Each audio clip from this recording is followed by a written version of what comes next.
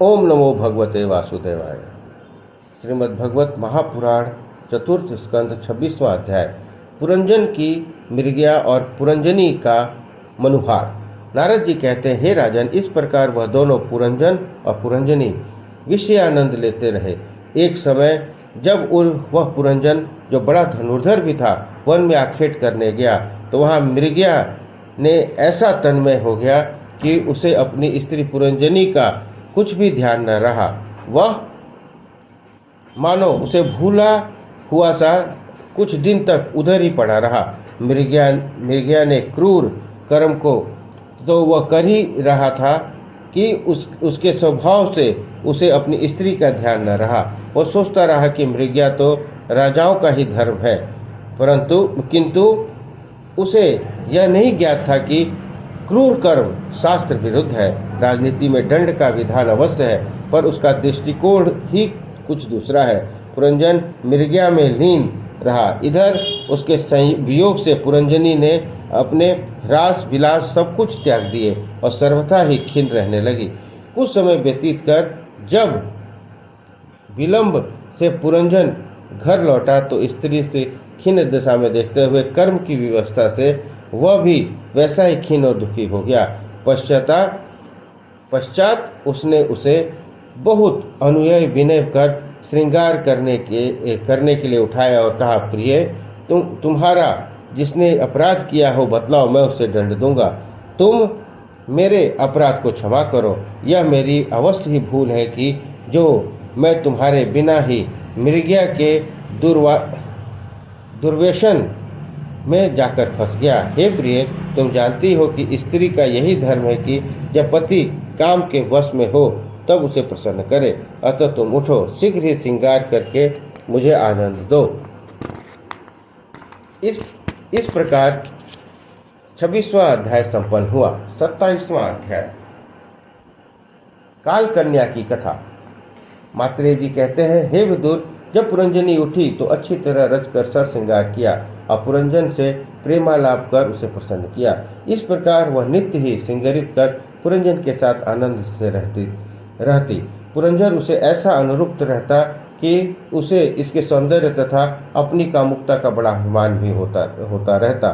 मन बढ़कर कहीं का कहीं चला जाता।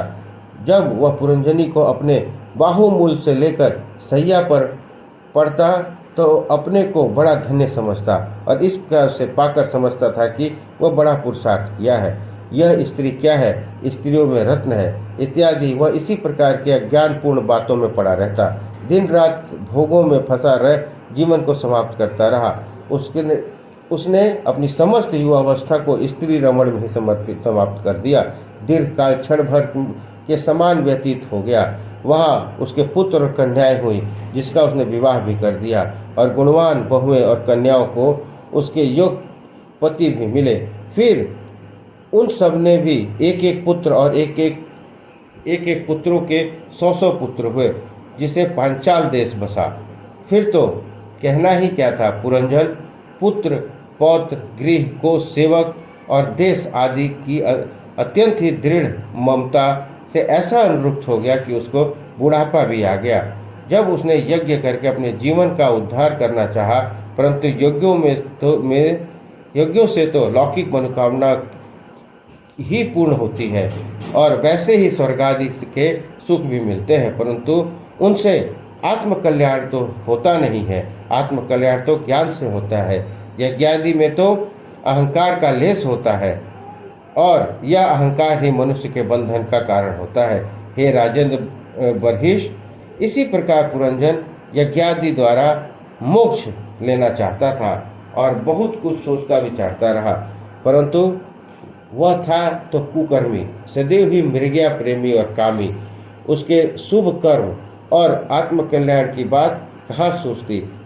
वह फिर आखेट करने के लिए वन में गया और बहुत सा क्रूर कर्म कर घर लौटा, परंतु जब इस बार वह उसका स्वागत करने के लिए कोई न मिला। फिर भी उसने स्नानादि कर भोजन किया और विश्राम करने गया तो उसे काम ने सताया और स्त्री पर का स्मरण हुआ। उसने सारा घर देखा, परंतु स्त्री वहाँ न थी। सर्वत्र उदासीनता छाई थी। वह मोह से कातर हो पृथ्वी पर गिर पड़ा। फिर चेतना प्राप्त कर उठा तो नाना प्रकार के संकल्प विकल्प कर विलाप, शोक, चिंता, बहुत सी ज्ञान की बातें कहने लगा। सेवकों को बुलाकर उसने बहुत पूछने लगे और उनसे प्रलोभन की बात कहकर उसने प्राण प्रिया स्त्री को पूछने लगा। उधर यद्यपि सेवकों ने मना कर दिया था कि राजा चाहे जो कुछ भी कहे मेरा पता न बतलाना।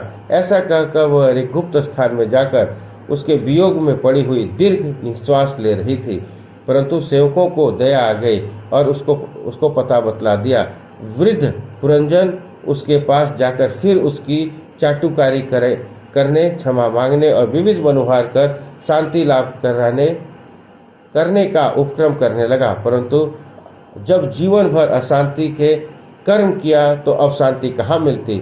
उसकी बुढ़ौती समझ उसी समय चंडवेश नामक गंधर्वों ने राजा के उसके नगर पर आक्रमण कर दिया। उसके युद्ध दुर्मद वीर पुरंजन की पुरी का नाश करने लगे। पुरंजन के द्वार रक्षक बड़े बली थे, इससे सैकड़ों वर्षों तक वे गंधर्वों के साथ युद्ध करते रहे, जिनकी वीरता देख पुरंजन तो महल में पुरंजनी के साथ विषयानंद में लिप्त था, बड़ा प्रसन्न होता, परंतु गंधर्वों ने तो उसके नगर को नष्ट ही कर दिया।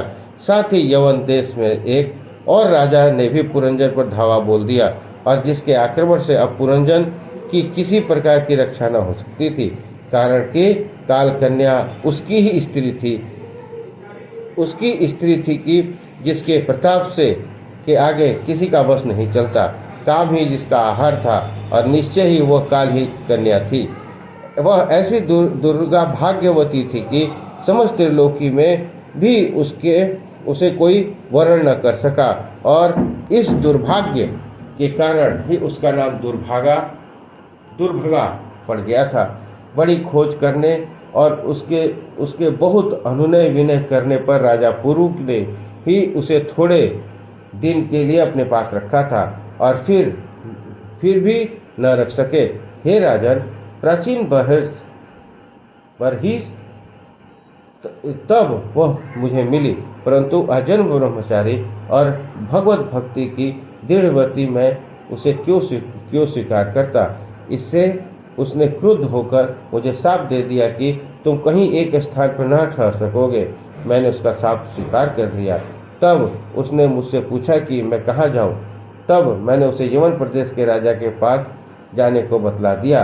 वह यवनाधिप के पास गई, परंतु उसने भी उसे अपनी स्त्री बनाने से इनकार कर दिया, जिस पर उसने यवनाधिप को भी बड़ा प्रताप कहकर बहुत पिघलाया। इस पर उसने कहा, अच्छा मेरे भाई प्रज्वर की स्त्री हो जा, उसके नाते मैं तेरा समर्थन बहन के रूप में करूँगा और फिर मैं तुम दोनों के साथ लेकर सर्वत्र भ्रमण करूँगा और जहाँ भी तुझे कोई सुंदर पुरुष मिल जाए तू उसके साथ रमण किया कर, इसकी मैं छूट देता हूँ। हे राजन, ब्रह्मेश वही काल कन्या यवनाधिप के साथ पुरंजन नगर में अपने वीर सेनानियों सहित आक्रमण करने चली गई। 28वां अध्याय। पुरंजन की स्त्री चिंता से मरकर फिर विदर्भ में स्त्री जन्म पाना और आत्मज्ञान द्वारा उद्धार होना। नारद जी बोले, हे प्राचीन बरहिस, अब यह काल कन्या प्रज्वर भय नामक अपने यवन पति के साथ सब लोकों में भ्रमण करती हुई पुरंजन की पुरी पर पहुंची तो उसे अत्यंत ही रमणीय देख उसके यवनाधिप से कहकर उस नगरी पर आक्रमण करा दिया। पुरंजन के द्वारपाल 5 सिर वाले बड़े सर्प ने बड़ी वीरता से उसे वेग से रोका, परंतु कहाँ की बात, काल कन्या बड़े वेग से पुरंजन के पुर को बलात्कार भोग करने लगी। उसके भोग से पुरंजन की नगरी के वीर शक्तिहीन हो गए। पुरंजन तो विषयी होने से पहले ही शक्तिहीन था। निदान यवनों ने उसके चारों द्वारों से प्रवेश कर समस्त पुरी को बहुत ही पीड़ित कर दिया। गंधर्वों ने पहले ही उसे नष्ट कर दिया था। अब यवनों ने तो सर्वथा ही अपने ऐश्वर्यादि को हरा दिया। साथ ही काल कन्या भी अब आकर उससे ऐसा लिपट गई जैसे वह कामी पुरजन और बड़ा दीन हो गया। तब उसकी निर्बलता देख उसकी परम प्रिया स्त्री पुरंजनी ने भी उसे प्रेम करना छोड़ दिया और पुत्र पौत्र सेवक मंत्रीगण भी प्रतिकूल हो गए। इधर काल कन्या ने तो उसे निस्सार ही कर दिया, जिससे अब वह पुरंजन भोग करने योग्य न रहा। तथापि उसका चिंतन तो यही चाहता था कि मैं भोग करूं। अब भी उसे अपने परलोक की चिंता न हुई और वह सबसे तिरस्कृत होकर भी पुरुष स्त्री इत्यादि का चाव ही किया करता था। परंतु कब तक चलता? यौनो गंधर्वो काल कन्या ने उसे निर्जीव कर दिया। तब उस नगरी को छोड़ना चाहा, परंतु भागकर निकल जाना भी आसक्त था। गंधर्वों यावनों ने उसकी नगरी में आग लगा दी और पुरंजर को मार मार कर उसके अस्थि पंजर ढीले कर दिए। फिर बांधकर उसे स्थान पर ले चले गए। उसके सेवक नाग इत्यादि अत्यंत व्याकुल हो शोक करते करते उसके पीछे पीछे चले या उन्होंने नाग को भी पकड़कर बांध लिया। पुरंजर की पूरी नष्ट होकर मिट्टी में मिल गई। अब उसका कोई वश नहीं चलता था। तब जिन पशुओं को उसने आखेट से मारा था वे उसकी क्रूरता का स्मरण करते हुए उसे कुठारों से काटने लगे। कितने ही समय तक के लिए वे अंधकार के गर्त में ढकेल दिया गया। वह हजारों वर्ष तक दुख भोगता रहा। वह सब स्त्री के प्रसंग में पड़ने का परिणाम है। जब वहां से छूटा तब विदर्भ देश के राजा की स्त्री के गर्भ में से कन्या होकर उत्पन्न हुआ, क्योंकि अंत में उसे स्त्री का ही ध्यान था। फिर विदर्भ नरेश ने स्वयंवर कर उस पांड्य नरेश मलयध्वज के साथ विवाह कर दिया, जिससे वहां उसे एक कन्या और 7 पुत्र उत्पन्न हुए जो द्रविड़ देश के स्वामी हुए। पश्चात यह मलयध्वज राजा वृद्ध होने पर वन में तप करने चला गया, जहां उसके साथ विदर्भ की पुत्री उसकी रानी भी गई। कितने ही दिनों के पश्चात जब तप करते करते उनके शरीर पात हुआ, तब वह अपने लिए विचार करने लगी। वहाँ उसे एक ब्राह्मण से मिलकर उसकी और अपनी पूर्व मैत्री का परिचय दिया और ज्ञान दिलाया कि संसार में कोई किसी का नहीं है, सब अपने अपने कर्मों का भोग करने के लिए आते हैं और जाते हैं। तो वैसी वासनाओं को पालना ही जो वैसी वासनाओं को पालता है वह वैसे ही जन्म का कर्म का अधिकारी होता है। हम तुम पहले मानसरोवर के हंस थे। इस प्रकार जब उस मानस के हंस ने उस हंस को उपदेश दिया तब उसे ज्ञान हो गया कि वास्तव में मैं कौन हूँ। अब उसे अपने भूले हुए स्वरूप का फिर स्मरण हुआया। हे राजा बहिष, यह कथा आत्मतत्व से संबंध रखती है। तुम इसे आत्मतत्व विचार कर देखो। 19वां अध्याय पुरंजन इतिहास का आध्यात्मिक स्वरूप। प्राचीन बहिष बोले, हे भगवान, मैं आपके कहे हुए इस गूढ़ कथन को नहीं समझ पाता हूँ। इसे तो भगवान जन ही समझ सकते हैं, अतः आप इसे स्पष्ट करके समझाइए। नारद जी बोले, हे राजन सुनो, पुरंजन का अर्थ है जीव। उसकी पूरी जीव है जो चारों पैर वाला तथा बिना पैर वाला भी होता है। अज्ञात मित्र ईश्वर है, क्योंकि उसे कोई नहीं जान सकता। त्वक स्पर्श विषय है। शरीर के 9 छिद्र द्वार हैं। जिस पुरुष की स्वामिनी बुद्धि है और जो मैं और मेरा भावना करती है, तथा वह जीव इस शरीर रूपी नगर में रहकर बुद्धि का आश्रय इंद्रियों के द्वारा विषयों को भोगता है, जिसके द्वारा उसे विषयों का ज्ञान होता है और फिर वह वैसे ही कर्म करने लगता है। पुरंजनी की सखियों इंद्रियों की वृत्तियां हैं। 5 स्थानों में रहने वाला जो वायु रूप प्राण है, सर्प कहा गया है, जो उस पुरी का द्वारपाल है, और जो पांचाल देश का राजा कहा है वह मन है।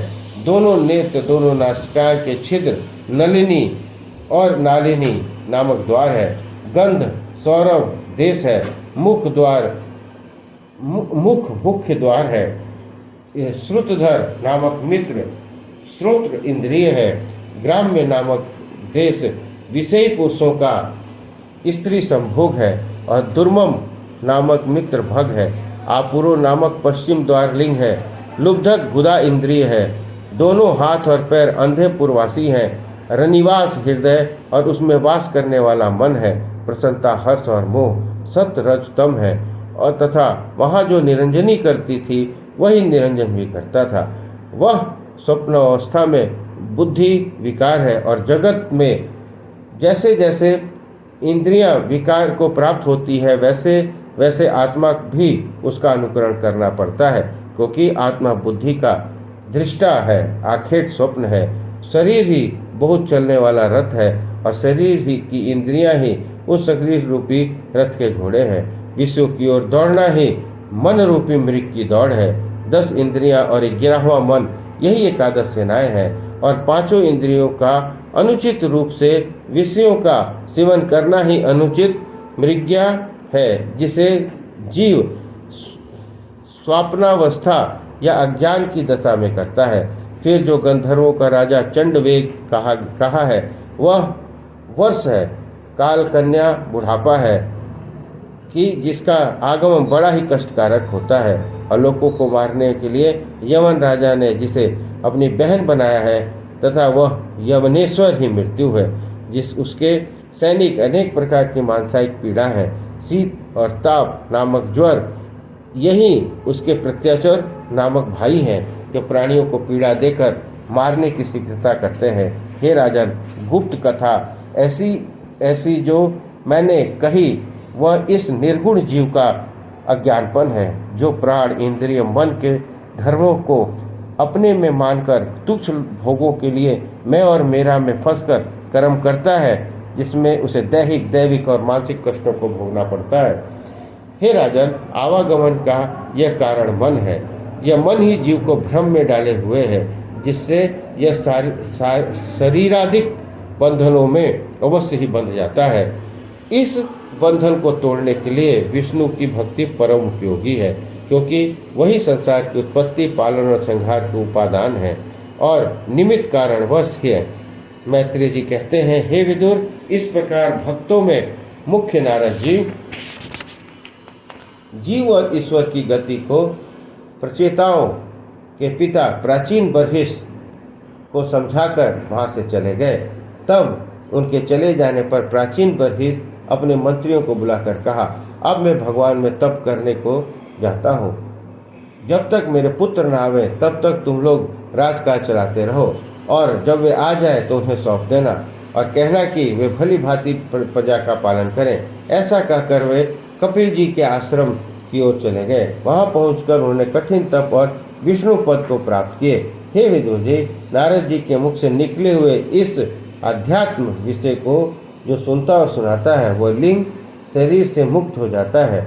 जो प्रेम सहित इसका कीर्तन करता है, वह सब बंधनों को से छूटकर फिर आवागमन में नहीं पड़ता, क्योंकि इसे पूर्णतः समझ लेने पर अहंकार का नाश हो जाता है और अहंकार नष्ट होने से उसका परलोक कैसे बीतेगा, इसकी चिंता उससे छूट जाती है।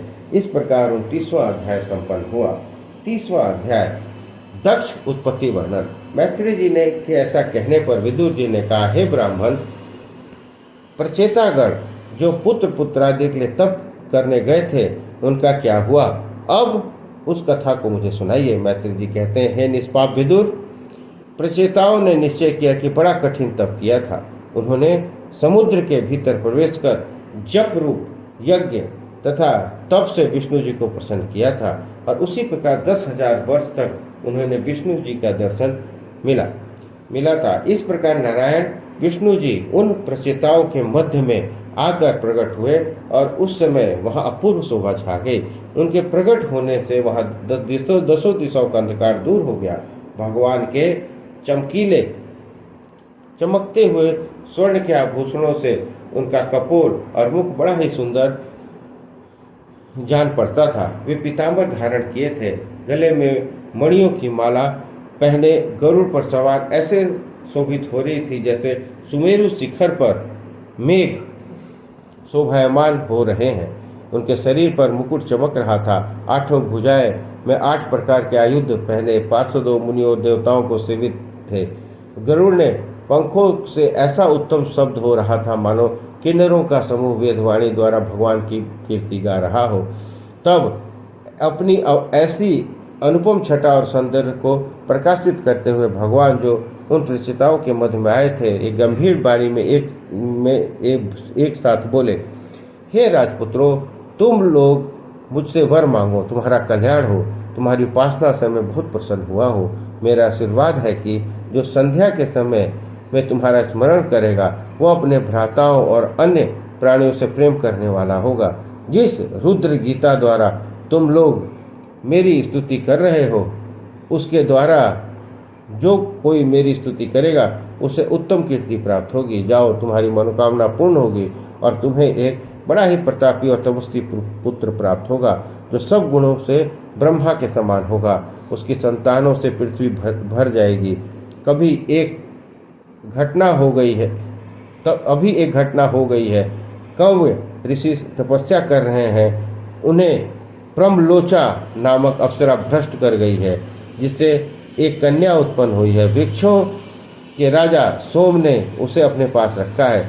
तुम लोग यहाँ से जाकर प्रमलोचा की उस कन्या से विवाह कर लो। वह तुम सबके समान ही प्रेम करेगी और किसी बात का विलग न मानेगी।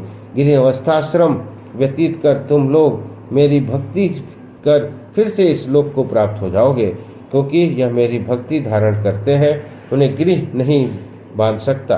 मैत्रेय जी कहते हैं कि जब पुरुषार्थों को देने वाले श्री विष्णु जी ने इस प्रकार कहा, तब उन भगवान के दर्शन से प्रचेताओं ने सत, रज और तम ये सब मल दूर हो गए और उन्होंने उनकी बड़ी स्तुति की। उस स्तुति से को सुनकर भगवान ने प्रसन्न होकर कहा, हे प्रचेताओं, तुम्हारा मनोरथ सफल होवे। तुम जैसा चाहते हो वैसा होगा। ऐसा कर उनके देखते देखते विष्णु भगवान अपने लोक को चले गए। विष्णु जी के वियोग से प्रचेताओं को बड़ा कष्ट हुआ। वे समुद्र के बाहर निकले। देखा तो पृथ्वी वृक्षों से ढकी हुई है और उन्हें कहीं जाने का मार्ग नहीं मिल रहा है। इससे कुपित होकर उन्होंने मुख से फूंककर सब वृक्षों को उड़ा देना चाहा, जिससे चारों ओर हाहाकार मच गया। दौड़े हुए ब्रह्मा जी आए। उनके समझाने से प्रचेतक शांत हुए। ब्रह्मा जी ने वृक्षों के राजा से कहकर वह कन्या उन्हें दिला दी। ब्रह्मा जी की आज्ञा से प्रचेताओं ने उस मरीसा नामक कन्या को ग्रहण किया। उसी कन्या से शिव जी के अपमान करने से पूर्व जन्म में ब्रह्मा के पुत्र दक्ष फिर उत्पन्न हुए, जिससे उत्पन्न होते ही सब तेजस्वियों को अपने तेज से दबा दिया। वह सब कर्मों में बड़े दक्ष थे, इसलिए उनका नाम दक्ष पड़ा। फिर ब्रह्मा जी ने जाकर प्रजाओं की सृष्टि की रक्षा के लिए उन्हीं दक्ष को प्रजापति बनाया और फिर दक्ष ने अपने प्रजापतियों को उनके योग्य स्थानों पर नियत किया। इस प्रकार श्रीमद् भागवत महापुराण चतुर्थ स्कंद 30वां अध्याय संपन्न हुआ। बोलिए कृष्ण भगवान की जय। ओम नमो भगवते वासुदेवाय। श्रीमद् भागवत महापुराण चतुर्थ स्कंद 31वां और अंतिम अध्याय। दक्ष का राज्याभिषेक और प्रचेताओं का समुद्र तट पर जाकर मुक्ति लाभ करना। मैत्रेय जी बोले, हे विदुर जी, पुत्र लाभ कर प्रचेताओं ने भगवान विष्णु की आराधना में घर छोड़कर वन में तप करना आरंभ किया। जिसके संस्कार से एक दिन नारद जी उनके पास आए। प्रचेताओं में ने उनकी बड़ी अभ्यर्थना की और ज्ञान ध्यान की बातें पूछी। तब नारद जी ने कहा, मनुष्य का जन्म लेना तभी सार्थक है जब वह विश्वास रूप भगवान का भक्ति पूर्वक भली भांति सेवन करे। हे सज्जनों, मनुष्य के जन्म 3 प्रकार के होते हैं। एक शुद्ध माता पिता द्वारा, दूसरा यज्ञोपवीत संस्कार द्वारा, तीसरा यज्ञ संस्कार द्वारा। इन जन्मों में वेद के कहे कर्मों द्वारा यदि कोई देवता भी हो जाए तो क्या, जिसमें विष्णु जी की भक्ति न हो। वह विद्या पढ़ना, वह तप, वह वचन और वह विचार शक्ति भी क्या है जिसमें विष्णु जी की भक्ति न हो और न कर सके। संन्यास, वेद पाठ, योग, सांख्य और ये सभी अच्छे कर्म व्यर्थ हैं कि जिससे आत्मज्ञान देने वाले भगवान विष्णु प्रसन्न न हो, क्योंकि भगवान विष्णु ही अज्ञान को दूर कर आत्म अनुभव कराने वाले हैं। वही सबसे अधिक प्रिय और वही सबकी आत्मा है। सृष्टि तो बार बार होती और मिटती है, परंतु आत्मा नहीं मिटता जो सबका अपना रूप है वह रूप परमात्मा से भिन्न नहीं है। तुम परमात्मा को अपना ही रूप जानकर उनकी भक्ति करो, क्योंकि वही सब देहधारियों के निमित्त काल और उपादान कारण है। वही अपनी योग माया से युक्त ईश्वर रूप सबके कर्ता और परमेश्वर है। वह चाहे तो अपने तेज से पर्वत को राई और राई को पर्वत कर दे। वही आवागमन से मुक्त करने वाले और समदृष्टि, संतोष, इंद्रिय निग्रह और शुभ चारणों से शीघ्र प्राप्त होने वाले हैं। निष्काम और निर्मल चित्त में ध्यान करते ही वे शीघ्र प्रकट हो जाते हैं। वे अपने ऐसे सरल मति के भक्तों के आगे स्वयं लक्ष्मी जी की ओर भी आंख उठाकर नहीं देखते और योगियों, साधुओं और अपने ऐसे सेवकों से शीघ्र ही वश में हो जाते हैं। तब भला ऐसा कौन कृतज्ञ होगा जो उन्हें न चाहे। मैत्रेय जी कहते हैं कि प्रचेताओं से ऐसा कहकर नारद जी अपने लोक को चले गए।